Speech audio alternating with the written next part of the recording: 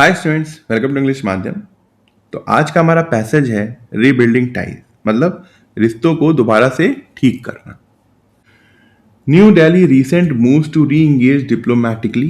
कह रहा है कि भारत सरकार का जो हालिया कदम है कि वो राजनयिक लेवल पर, डिप्लोमेटिक लेवल पे चीज़ों को दोबारा से री इंगेज कर रहे हैं, दोबारा से चीज़ों को स्टार्ट कर रहे हैं and hold foreign office consultation. और राजनयिक लेवल में चीज़ों मतलब एक बार फिर से चर्चा को स्टार्ट कर रहे हैं, बातचीत को स्टार्ट कर रहे हैं विद डिप्लोमैट्स, राजनयिक के साथ। कहाँ पर? तुर्की और अजरबैजान में। Is a considerable shift in the governments policy. कह रहा है कि ये काफ़ी ज़्यादा एक इन जो भारत की सरकार की नीति है उसमें चेंज देखने को मिल रहा है। कंसिडरेबल मतलब सब्सटेंशियल, काफ़ी ज़्यादा। स्पेशली खासकर ओवर द पास्ट ईयर, इन पिछले एक सालों में ये जो शिफ्ट आया है गवर्नमेंट्स की नीति में, ये काफी ज्यादा एक तरीके से उनकी नीति में चेंज दिखाई दे रहा है। Since the India Pakistan conflict, कह रहा है कि भारत और पाकिस्तान के बीच में जो कॉन्फ्लिक्ट हुआ था तब से, and operation Sindoor in May 2025, और जो 2025 मई में ऑपरेशन सिंदूर हुआ था तब से, the government had expressed is anger not just at Pakistan. Bharat की सरकार ने सिर्फ पाकिस्तान के ही ऊपर अपना गुस्सा नहीं दिखाया था, but at countries that were seen as supportive of Pakistan.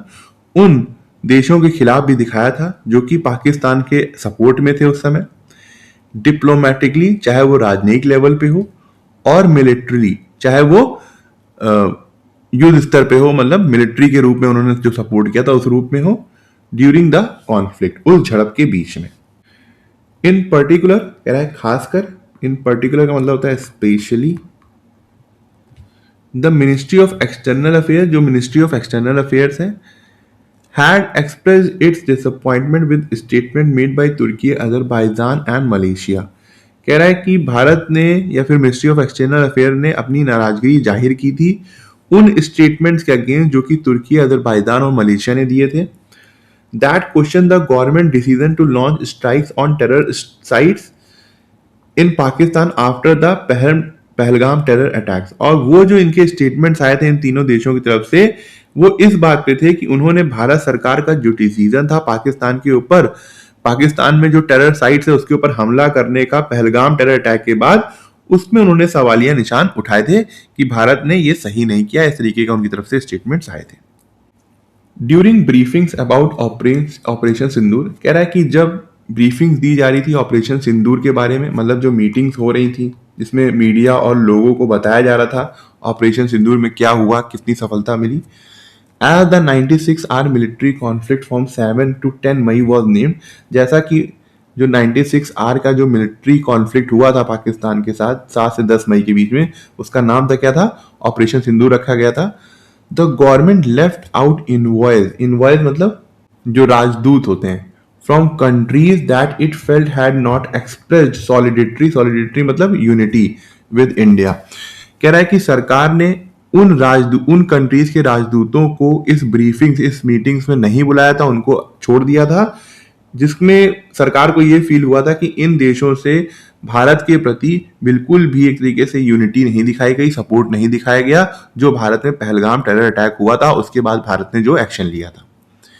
In a military briefing, और फिर जो मिलिट्री ब्रीफिंग हुई, जो मिलिट्री की मीटिंग हुई इन जुलाई में, the deputy chief of army staff, जो हमारे deputy chief of army staff हैं, said India had to contend with at least 3 adversaries on its border with Pakistan. Contend with का मतलब होता है सामना करना। तो उन्होंने अपनी ब्रीफिंग ये बताया था कि भारत को ऑपरेशन सिंदूर के साथ पाकिस्तान के साथ साथ 3 और दुश्मनों का भी सामना करना पड़ा था। एडवर्सरीज का मतलब होता है एनिमीज, ठीक है, जो दुश्मन होता है एडवर्सरी।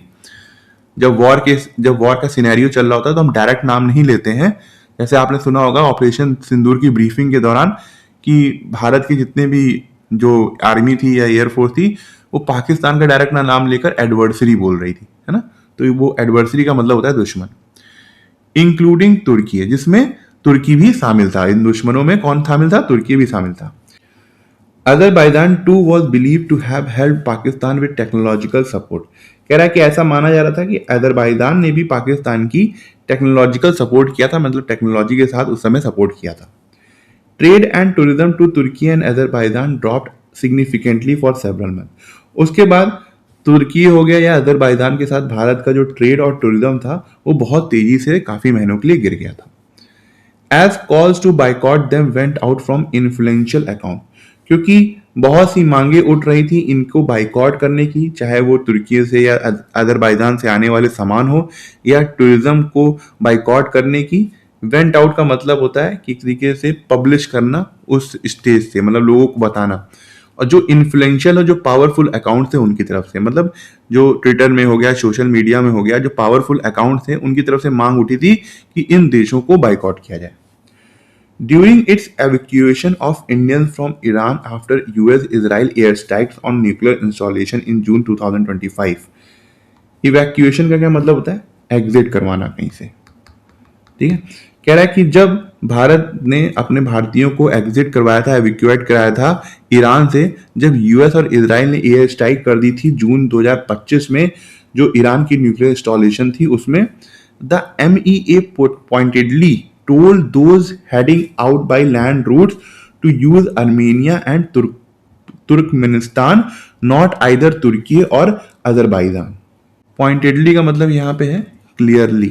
ठीक है, कि उस समय जो मिनिस्ट्री ऑफ एक्सटर्नल अफेयर था उसने साफ तौर पे भारतीयों को बोल दिया था कि जो लोग लैंड के रास्ते से वहां से निकल रहे हैं ईरान से, वो अर्मेनिया और तुर्कमेनिस्तान का रास्ता चुने, ना कि तुर्की और अजरबैजान का।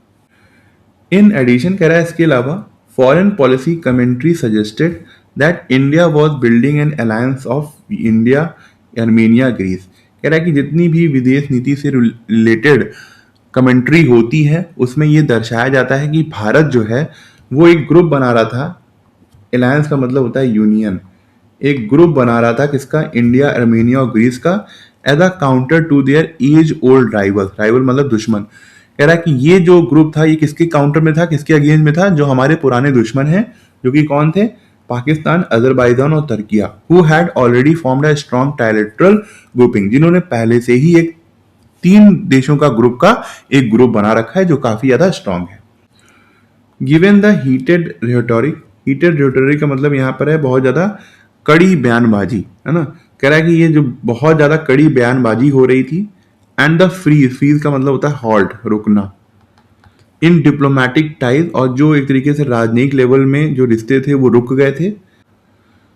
The decision to send secretary west in the MEA, कह रहा है कि जो भारत सरकार ने डिसीजन लिया है अपने सेक्रेटरी को भेजने का वेस्ट में, CB जॉर्ज इनका नाम है, टू बाकू मतलब Azerbaijan, to revive foreign office consultation with Azerbaijan counterpart, ताकि जो काउंटर पार्ट का मतलब होता है समकक्ष, जो एक तरीके से अगर यहाँ पे ये सेक्रेटरी है तो उनके सेक्रेटरी से बात करने का, जो एक तरीके से सिमिलर पोस्ट में हो। तो कह रहा है कि जो भारत सरकार ने CB जॉर्ज को भेजा है कि ताकि हमारी जो डिप्लोमेटिक लेवल पे बातचीत है वो अजरबैजान के साथ स्टार्ट हो सके पिछले हफ्ते, and to invite the Turkish deputy foreign minister to Delhi, और जो तुर्किश डेप्टी फॉरेन मिनिस्टर को दिल्ली इनवाइट किया गया है इस हफ्ते, आर सिग्निफिकेंट, बहुत ही ज्यादा इंपॉर्टेंट डिप्लोमेटिक मूव्स है भारत की तरफ से।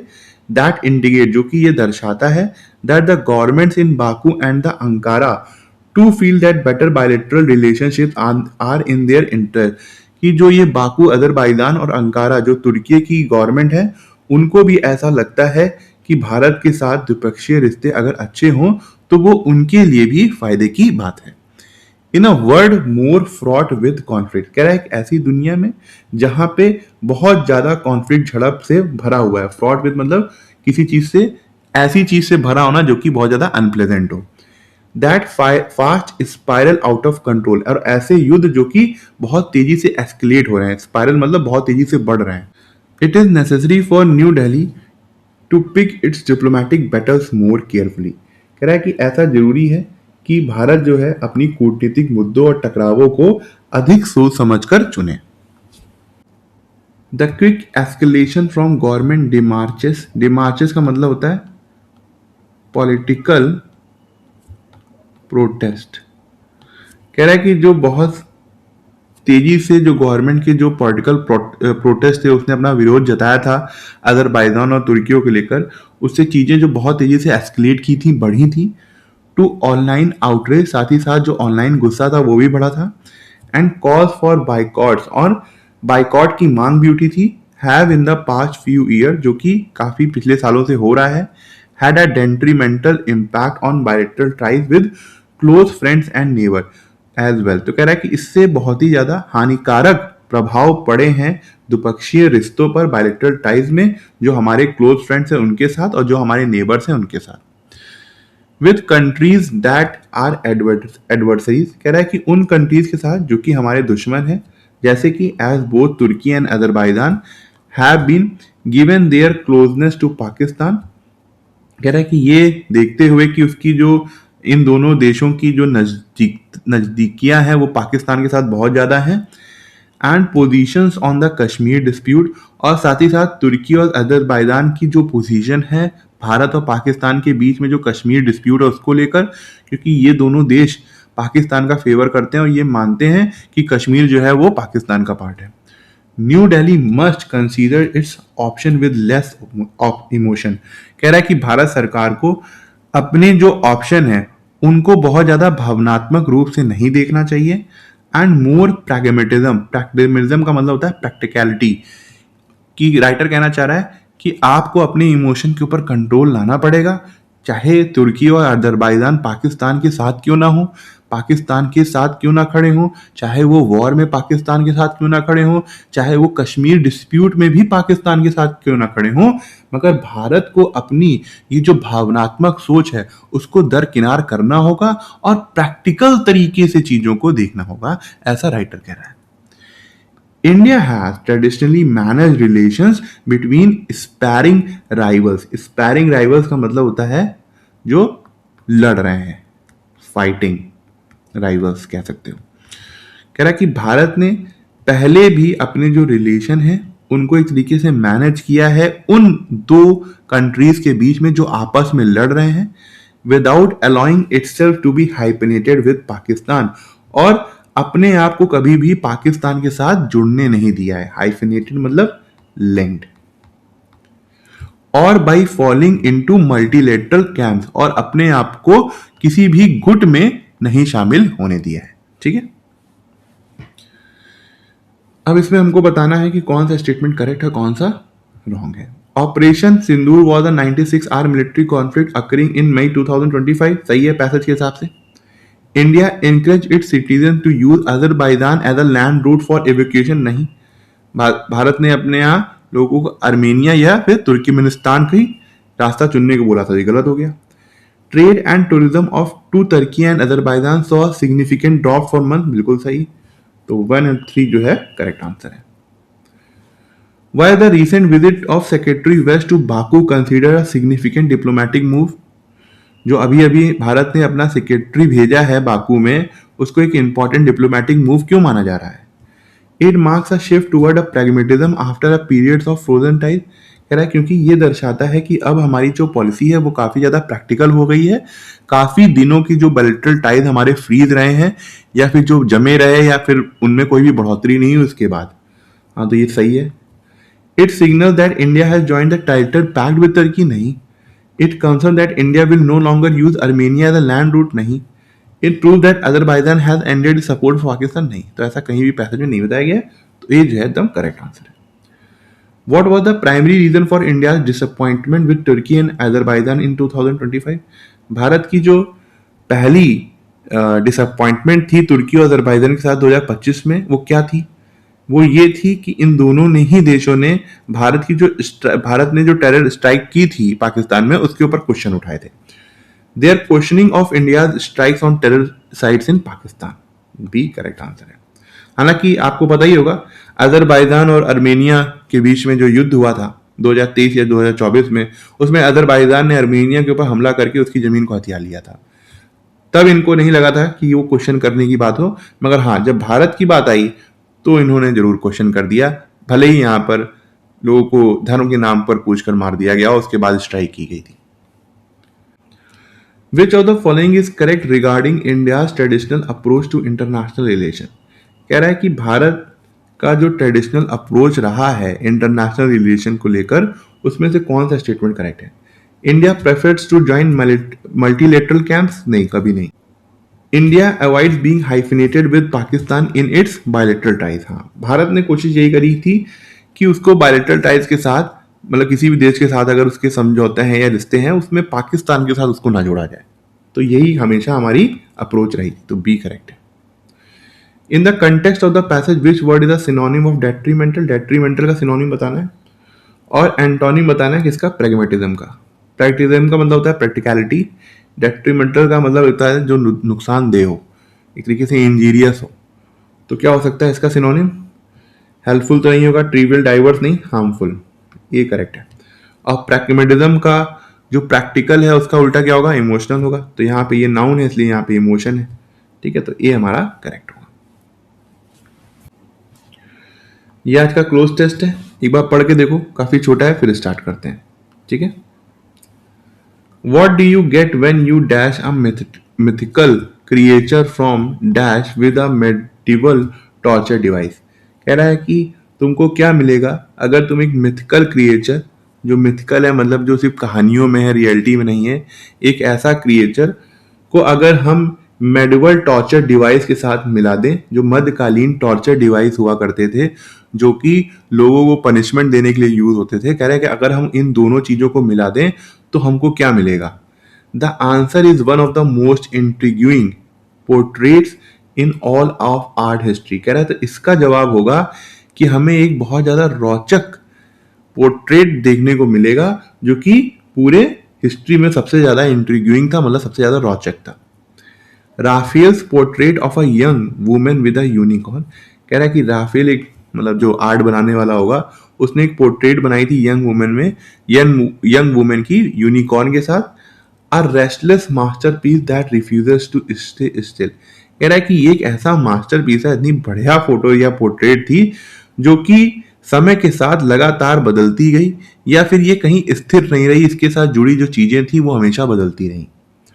Originally painted by the dash Italian master between 1505 and 1506, कह रहा है कि ये जो ड्राइंग थी ये ओरिजिनली पेंट की गई थी 1505 से 1506 के बीच। The work surface has over the centuries repeatedly been painted over, कह रहा है कि मगर जो इसके ऊपर जो बार बार इसके ऊपर कलाकृति बनाई गई या फिर पेंट किया गया, वो समय के साथ चेंज होती गई, each time to tell a different story, और जब जब इसको चेंज किया गया तब तब इसको अलग स्टोरी बताने के लिए किया गया। While the true identity of the woman that Raphael depicts remains a mystery to this day, कह रहा है कि जो ट्रू आइडेंटिटी वुमेन की राफेल दिखाना चाहते थे वो आज भी रहस्यमय बनी हुई है। She has been made to dash shifting idols of femininity, कह रहा है कि नारी को लेकर जो आदर्श लगातार बदल रहे थे वो वुमेन उस चीज को दर्शाती थी जो कि पेंटिंग में बनी हुई थी। फ्रॉम अ चेस्ट अवतार ऑफ मैरिटल फ्रेडिलिटी, एक तरीके से पवित्र अवतार दिखाया जाता था उस वुमेन को कि जो शादी का, कि जिसमें पवित्रता होती थी, to a dash saint sitting beside a spiked execution wheel, और साथ ही साथ उस वुमेन को एक संत की तरह दिखाया जाता था जो कि एक एग्जीक्यूशन व्हील के पास बैठे रहते थे जिसमें बहुत ज्यादा कांटे लगे होते थे, जिससे लोगों को पनिशमेंट दी जाती थी। The painting has a quite literally struggle to keep its story straight, कह रहा है कि समय के साथ साथ ये जो पेंटिंग थी इसकी सिर्फ एक ही कहानी नहीं रही, ये समय के साथ लगातार बदलती रही, ठीक है। What do you get when you dash a mythical creature from, किसके साथ मिला देते हैं? जब हम किसी जो पुराने जमाने का जो पनिशमेंट का टूल हुआ करता था अगर उसके साथ मिला दें तो हमें क्या मिलेगा, ये पूछ रहा था ना। तो एक तरीके से मजाकिया टोन है ये, कि मजाक के रूप में पूछ रहा है कि अगर हम कोई मिथिकल क्रिएचर जो है, जो कहानियों में जो जो जीव जंतु पाए जाते हैं, अगर हम उसको किसी डिवाइस के साथ मिला दें तो हमें क्या मिलेगा। तो ऐसी कंडीशन में जब बात आती है जोक की, कि किसी चीज को मिला दें, मतलब ऐसी दो चीजों को मिला दो जिससे कुछ और बन जाए, जैसे हम मैं कह दूं कि मान लो कि लैपटॉप को पानी के साथ मिला दे तो क्या बन जाएगा, तो एक हास्यास्पद एक तरीके का जोक है ये। तो ऐसे कंडीशन में हम क्रॉस का यूज करते हैं, ठीक है। फ्यूज, वीव और मिंगल का मतलब मिलाना होता है, मगर जब यहाँ पे हंसी मजाक की बात आती है तो what do you get when you cross cross a mythical creature from dash with a medieval torture device, क्या होना चाहिए? ये मिथिकल क्रिएचर कहां से होगा? एंटीक्यूटी, एंटीक्यूटी का मतलब होता है प्राचीन समय, बहुत पुराना समय, कोई मतलब नहीं है। फॉकलॉर का मतलब होता है लोक कथाएं, जो कथाएं हैं उससे हो सकता है। स्क्रिप्चर का मतलब होता है धार्मिक ग्रंथ, कोई मतलब नहीं। हेरिटेज का मतलब होता है विरासत। तो बेस्ट यहाँ पे क्या होगा? Folklore with a medieval torture device, मतलब कह रहा है कि क्या होगा अगर हम मिथिकल क्रिएचर को जो कि लोक कथाओं से आते हैं उनको हम मेडिवल टॉर्चर डिवाइस के साथ मिला दें। तो आंसर क्या होगा? ये जो हम लोग पहले पढ़ चुके हैं। Originally painted by the Dash Italian master between 1505 to 1506, the work surface has over the centuries. कह रहा है कि ये जो पोर्ट्रेट थी वो ओरिजिनली किसके द्वारा पेंटेड की गई थी? इटालियन मास्टर था 1505-1506 के बीच में। क्या होना चाहिए? प्रोलिफिक, प्रोलिफिक का मतलब होता है ज्यादा काम करने वाला, तो कोई मतलब नहीं है। प्रिकॉशियस का मतलब होता है जो समय से पहले, मतलब अब बहुत छोटी उम्र में बहुत ज्यादा स्किलफुल हो। तो ये बात सही है राफेल के लिए, क्योंकि वो 20 से 22 साल के थे जब उन्होंने ये पोर्ट्रेट बनाई थी। हालांकि इस पैसेज में नहीं बताया गया क्योंकि ये पूरा पैसेज है नहीं। तो ये बेस्ट होगा यहाँ पर, प्रिकॉशियस। सीजन का मतलब होता है बहुत ज्यादा एक्सपीरियंस या अनुभवी। एंसेस्टर का मतलब पूर्वजों से, तो ये मतलब नहीं है। तो बेस्ट यहाँ पे क्या होगा? Precocious. By the true identity of the movement that Raphael depicts remains a mystery to this day, she has been made to dash shifting ideals of femininity. क्या होना चाहिए? Embody का मतलब होता है कि एक तरीके से रूप देना या उसको उसको दर्शाना। तो वो एक तरीके से शिफ्टिंग, एक बदलते हुए जो आइडियल्स थे, आदर्श थे, उसको दर्शाती थी, उसको उसको दिखाती थी। तो ठीक है, ये हो सकता है। क्यूरेट का मतलब होता है किसी चीज को ऑर्गेनाइज करना, तो कोई मतलब नहीं है। स्कल्प्ट का मतलब होता है मूर्ति बनाना। कोरियोग्राफ का मतलब होता है कि डांस की जो चीजें तैयार की जाती हैं, तो कोई मतलब नहीं है ना, जैसे कोरियोग्राफी बोलते हैं। तो बेस्ट क्या होगा हमारा? ए होगा। फ्रॉम अ चास्ट अवतार ऑफ मैरिटल फिडिलिटी, एक तरीके से पवित्र अवतार दिखाया जाता था एक शादी की शुद्धता का, जो महिलाओं को दिखाया जाता था। टू अ डैश सेंट, एक पवित्र संत की तरह दिखाया जाता था उसको उसी पोर्ट्रे में। सिटिंग बिसाइड अ स्पाइक्ड एग्जीक्यूशन व्हील, क्या होना चाहिए? सेकुलर। सेकुलर का तो यहाँ कोई मतलब नहीं। हिरार्टिकल का मतलब होता है धार्मिक विचारों के खिलाफ वाला व्यक्ति। पियोस का मतलब होता है काफी ज्यादा धार्मिक, हाँ तो ये सही है। एस्थेटिक का मतलब होता है वो तो सुंदरता से जुड़ा होता है। तो बेस्ट यहाँ पे क्या होगा? सी होगा। ठीक है, ये है पैरा नंबर, एक बार खुद से करो। ऑप्शन ये दिए हुए हैं, फिर मेरा एक्सप्लेनेशन देखो। तो 314 में पहला कौन सा सेंटेंस होगा, देखते हैं। A spokesperson for the AI giant confirm that the attack, अच्छा कह रहा है कि स्पोक पर्सन जो है एआई जायंट कंपनी के, उन्होंने ये कंफर्म किया है जो अटैक हुआ है occurred at the residence of Sam Alton, कि उनके सैम अल्टन के घर में। And noted that the suspect had previously made threats eight there headquarter, और उन्होंने ये भी दर्शाया है कि जो सस्पेक्ट है उसने पहले भी हेडक्वार्टर में, मतलब ऑफिस में धमकियां दी हैं। तो ये तो बीच की बात लग रही है। क्या पहला सेंटेंस से स्टार्ट कर सकते हैं? नहीं कर सकते। अब क्या कर सकते हैं? ऑल्दो, बिफोर भी दिया हुआ है क्या? ऑल्दो, ऑल्दो से स्टार्ट कर सकते हैं। हालांकि कोई भी इंजरीज जो है वो रिपोर्ट नहीं की गई, नहीं कर सकते। तो बेस्ट क्या होगा? 3 होगा। San Francisco police have apprehended a 20 year old man for throwing a Molotov cocktail at the perimeter gate of the open AI leader's home. कह रहा है कि सैन फ्रांसिस्को की पुलिस ने 20 साल के लड़के को पकड़ लिया है जो कि जिसने मोल्टेव कॉकटेल को फेंका था ओपन एआई के लीडर के घर में।